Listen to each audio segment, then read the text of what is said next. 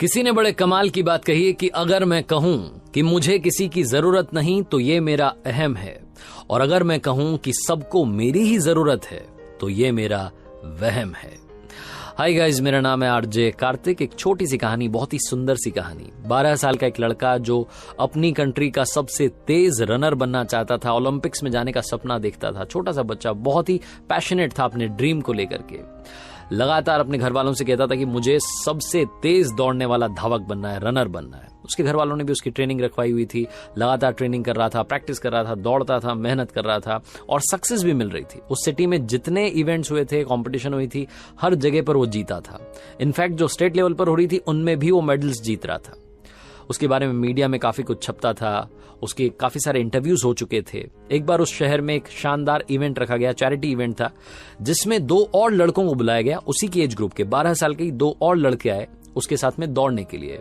बहुत उस इवेंट का प्रचार हुआ, बहुत प्रमोट किया गया। फाइनली बहुत लंबी भीड़, एक तरीके से आप कह सकते हैं, उस इवेंट को देखने के लिए आई। बहुत सारी भीड़ में एक ऐसे व्यक्ति आए थे जो बहुत विद्वान थे, उस सिटी के रेनाउंड प्रोफेसर थे, बूढ़े प्रोफेसर साहब, जो आकर के बैठे आगे वाली सीट पर। एज अ चीफ गेस्ट उन्हें वहां बुलाया गया था। सारे जो रनर्स थे, 3 लड़के, जिसमें 12 साल का लड़का भी था, ये सब आए, आकर के गुरुजी को प्रणाम किया, आशीर्वाद लिया। उसके बाद में रेस शुरू हुई। सबको मालूम था कि कौन जीतेगा। इसी शहर का वो 12 साल का लड़का जो ओलंपिक्स में जाने का सपना देख रहा था, वो फाइनली जीत गया। 100 मीटर की रेस थी। जैसे ही वो जीता, जोर शोर से उसका नाम वहां पर पब्लिक लेने लगी, हूटिंग होने लगी, सीटियां बजने लगी, तालियां बजने लगी, माहौल बन गया। लड़के में जो कॉन्फिडेंस था, पता नहीं, और मतलब वो एक्स्ट्रा जो है, ओवर कॉन्फिडेंट आप कह सकते हैं, अंदर से और एनर्जी उसके अंदर आई। उसने माइक लिया एंकर से और ओपन चैलेंज दिया कि आप में से अगर कोई है जो मेरे साथ में दौड़ना चाहता है तो आकर के दौड़ सकता है। अब की बार 2 और लड़के आए इस लड़के के साथ दौड़ने के लिए, और इससे बड़े थे, उम्र में बड़े थे। डिफरेंट एज ग्रुप के साथ में लड़का दौड़ने के लिए तैयार था। ओवर कॉन्फिडेंट हो चुका था, लेकिन ये हारा नहीं। जब वो रेस शुरू हुई दूसरी वाली, तो इस बार भी इसी लड़के की जीत हुई। अब की बार फिर से पब्लिक ने इसका उत्साह बढ़ाया, फिर से तालियां बजी, हर कोई खुश था, माहौल बन चुका था कि क्या बात है, हम तो एक रेस देखने के लिए आए थे, यहां 2-2 रेस फ्री में देखने को मिल रही है। अब की बार ये लड़का गया, जाकर के वो जो गुरुजी थे, जो प्रोफेसर आकर के बैठे हुए थे, उनको प्रणाम किया और कहा कि सर, देखा आपने, कमाल, 12 साल की एज हुई है, बड़े बड़ों को हरा दिया। वो जो प्रोफेसर थे उन्होंने कहा कि बेटा, एक आखिरी रेस अगर आप मेरे कहने पर दौड़ लें तो मजा आ जाएगा। लड़के का कॉन्फिडेंस 7वें आसमान पर था। उसने कहा, हाँ जी, आप बताइए किन के साथ दौड़ना है। जो बूढ़े प्रोफेसर थे, जो विद्वान थे उस शहर के, उन्होंने अब 2 नए चैलेंजर्स इस लड़के के सामने रखे। एक तो दिव्यांग व्यक्ति थे जिनको दिखता नहीं था, ठीक से दिखाई नहीं दे रहा था, और दूसरी एक बूढ़ी अम्मा थी जिनकी एज काफी हो चली थी, सीनियर सिटीजन थी। उन दोनों के साथ में इस 12 साल के लड़के को दौड़ना था। इसकी तो मतलब हवाइयां उड़ गई, ये एकदम से सारा कॉन्फिडेंस, सारी एनर्जी गायब हो गई। इसने पूछा कि सर, ये क्या हो रहा है, कहां मैं और कहां ये, इनके साथ में रेस करनी है? उन्होंने कहा, हाँ, आपको इन्हीं 2 के साथ में दौड़ना है। तीसरी रेस शुरू हुई, सीटी बजी, इस लड़के ने दौड़ना शुरू किया, दौड़ता चला गया और जाकर के फिनिशिंग लाइन पर पहुंच गया। लेकिन अब की बार किसी ने भी सीटी नहीं बजाई। स्टेडियम में सन्नाटा था। वो जो सारी भीड़ आई थी, इतने सारे लोग आए थे, चुपचाप बैठे थे। इस लड़के ने पीछे मुड़ करके देखा, वो जो 2 साथ में इसके दौड़ने वाले थे, जो 2 खिलाड़ी थे, 2 चैलेंजर थे, जिनमें से एक दिव्यांग थे जिन्हें दिखाई नहीं दे रहा था, और दूसरी वो बूढ़ी अम्मा थी, सीनियर सिटीजन थी, वो दोनों वहीं के वहीं खड़े थे।